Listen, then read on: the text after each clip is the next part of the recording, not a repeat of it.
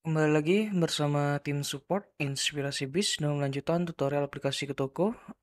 Di video kali ini kita akan bahas bagaimana cara mengintegrasikan payment gateway dengan aplikasi Ketoko. Nah, di mana di sini untuk payment gateway-nya sendiri berfungsi untuk mempermudah proses pembayaran. Untuk cara settingnya kita bisa masuk ke menu pengaturan. Kemudian cari payment gateway. Nah, di sini sudah ada 3 platform yang kita gunakan atau yang bisa diintegrasikan dengan aplikasi Ketoko saat ini, yaitu ada Mitrans, Sendit, dan ePayMo. Untuk di video kali ini kita akan mencontohkan untuk yang Sendit ya, di mana di sini kita harus punya akun Sendit terlebih dahulu, yang bisa daftar terlebih dahulu. Kurang lebih tampilan dashboardnya untuk Sendit seperti ini. Nah, untuk proses integrasi kita perlu membutuhkan yang namanya API, yang dimana biasanya ada menggunakan kunci API untuk bisa terkoneksi. Dimana untuk payment gateway di sini ada yang namanya client key dan juga server key. Nah, pada dasarnya di sini sudah ada ya sebagai contohnya untuk yang Sendit, dimana kalau kita cek di sini masih mode sandbox ya sebagai bahan uji coba. Nah, di mana kita nantinya setelah mendaftar pada platform yang digunakan, kita harus memiliki secret key dan juga public key. Nah, untuk cara mendapatkannya sendiri, untuk yang di Sendit, bisa pastikan kita sudah login dulu ya di dashboardnya, kemudian buka ke pengaturan, scroll ke bawah.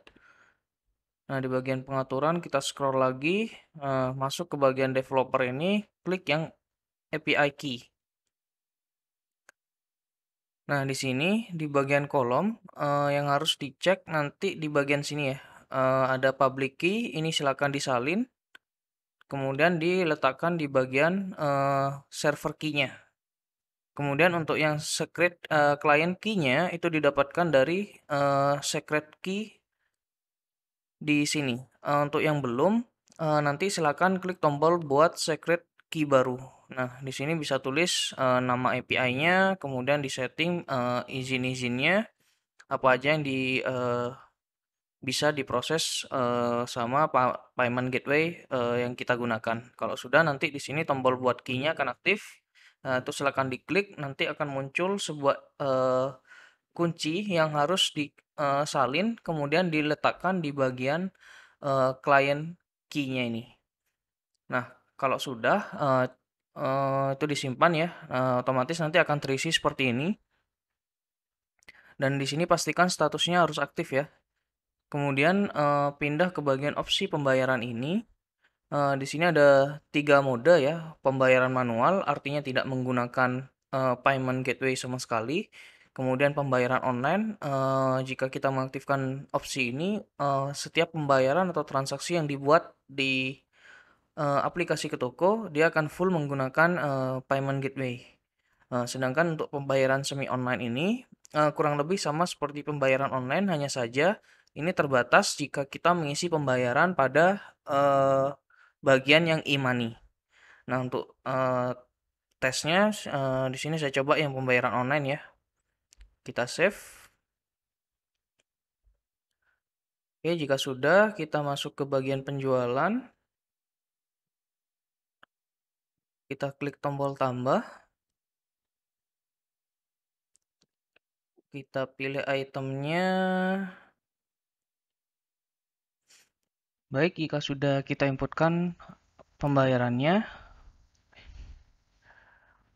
Baik, selanjutnya kita klik tombol bayar.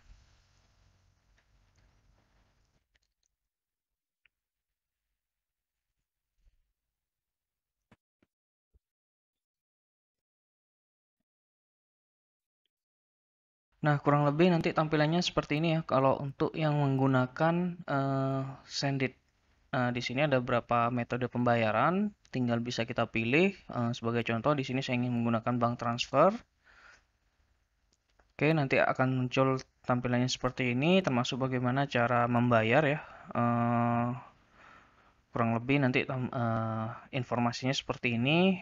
Ada beberapa pilihan, m-banking, e-banking, sama ATM.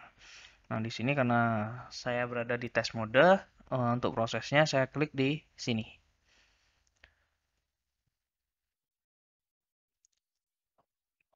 Nah, kalau sudah seperti ini, silakan ditunggu beberapa saat. Nah, kalau sudah sukses, kurang lebih tampilannya seperti ini ya. Kalau paymentnya sudah berhasil, dan nanti otomatis akan eh, redirect situs ke tokonya.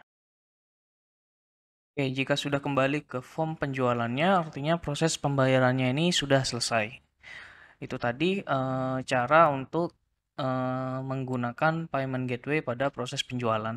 Nah, tadi di situ juga kita setelah klik tombol bayar sudah otomatis langsung muncul ya untuk metode pembayaran payment gateway-nya.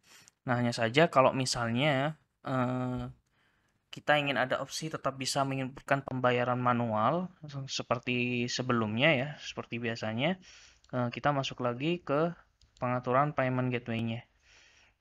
Nah, di sini opsi pembayarannya kita pilih yang semi online. Kalau sudah kita save. Oke, untuk selanjutnya kita tes lagi di penjualannya.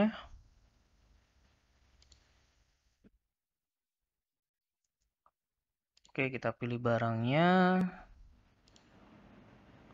Kalau sudah kita klik tombol bayar. Nah, maka notifikasinya muncul seperti ini. Jadi bisa bayar lagi secara manual.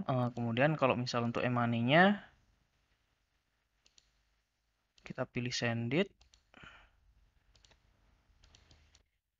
Kemudian kita isikan pembayarannya.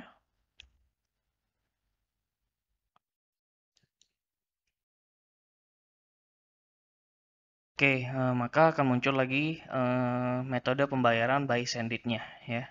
Jadi tinggal diulangi lagi proses pembayarannya, pilih Bank BNI, kemudian karena mode tes, saya klik lagi di sini, tunggu sampai prosesnya selesai, dan menampilkan notifikasi sukses.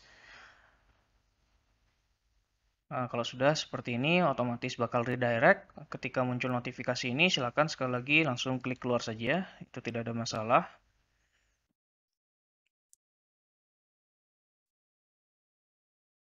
Nah, nantinya akan kembali lagi ke form penjualannya yang menandakan bahwa pembayaran sudah selesai. Baik, itu tadi cara menggunakan atau mengintegrasikan payment gateway dengan aplikasi ke toko.